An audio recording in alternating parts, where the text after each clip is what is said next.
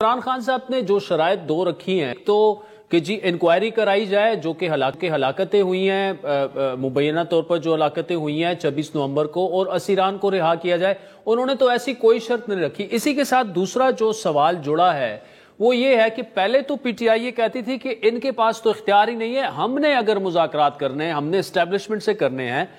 P T I what made P T I come up with this offer and committee کہ جی ہم آئیں، بس ہم حکومت سے مذاکرات کے لیے تیار ہیں، کیونکہ ایک شفٹ ہے، مطلب کہ ہم اسٹیبلشمنٹ سے حکومت کی طرف کہ آئیں بیٹھیں جی ہم معاملات حل کرنے کے لیے تیار۔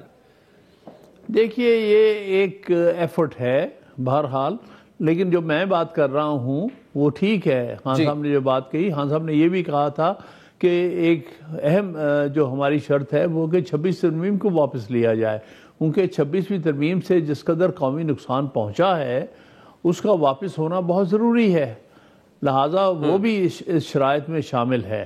اور یہ بات ہماری کہنا خان صاحب قطع کلامی کی معافی، لیکن جو دو شرائط سامنے آئی ہیں ان میں یہ 26ویں آئینی ترمیم ٹھیک ہے، ایک پوائنٹ آف ویو ہو سکتا ہے عمران خان صاحب کا، لیکن مذاکرات کے لیے انہوں نے یہ شرط نہیں رکھی۔ وہ تو صرف مذاکرات شروع ہونے کے لیے کہا ہے، مذاکرات کی بات نہیں ہے۔ اگر آپ نے مذاکرات کرنے پہلے یہ تو کرے نا، یہ ان کا کہنے کا مطلب ہے۔ اچھا یہ دو سی بی ایمز ہیں، یہ سارے ہو جائیں گے۔ اچھا خان صاحب دوسرا، فواد چوہدری صاحب نے کافی انٹرویوز دیے، عمران خان صاحب سے ان کی ملاقات بھی ہوئی۔ کل انہوں نے ایک بات کی کہ جی جو ٹویٹر اکاؤنٹ خان صاحب کا باہر سے آپریٹ ہو رہا ہے اسے پاکستان سے آپریٹ ہونا چاہیے۔ پھر ان سے سوال جواب ہوا تو میں نے انہیں کہا کہ یار کیا آپ اب بھی پی ٹی آئی کا حصہ ہیں؟ انہوں نے کہا بالکل میں ہوں۔ کیا میں نے پھر ان سے ہی پوچھا کیا آپ کو عمران خان کا اعتماد حاصل ہے اور وہ سمجھتے ہیں کہ آپ پی ٹی آئی کا حصہ ہیں؟ انہوں نے کہا بالکل میں ان کا حصہ ہوں، ادروائز تو اگر اون چودھری وزیر بن سکتا تھا تو میں بھی بن سکتا تھا اگر عمران خان صاحب کو چھوڑ دیا۔ تو کیا واقعی فواد چوہدری صاحب پی ٹی آئی کا حصہ ہیں؟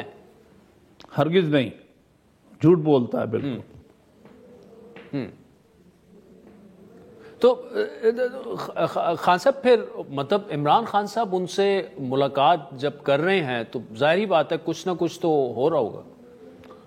بہرحال میں بڑے واضح طور پر کہتا ہوں کہ اس نے پی ٹی آئی چھوڑ کر ایک جو جماعت بنائی تھی اسٹیبلشمنٹ نے، اس کا کیا نام رکھا تھا، استحکام پارٹی میں شامل ہو چکا ہے۔ ہمارا پالیسی یہ تھی کہ جو پارٹی چھوڑ کر دوسری پارٹی میں شامل ہو چکے ہوں ان کے ساتھ ان کو ہم نہیں لیں گے واپس پارٹی میں۔ ہاں البتہ جن پر کوئی دباؤ تھا لیکن انہوں نے پارٹی کوئی اور جوائن نہیں کی، ان کی بات اور ہے، ان کی طرف ہم اور انداز سے دیکھیں گے۔ لیکن جس نے پارٹی چھوڑ کے دوسری پارٹی، جو پارٹی اصل میں پی ٹی آئی کو ڈیوائیڈ کرنے کے لیے بنائی گئی تھی، اس میں جو شخص شامل ہوا ہے وہ ہرگز پی ٹی آئی کا حصہ نہیں ہو سکتا۔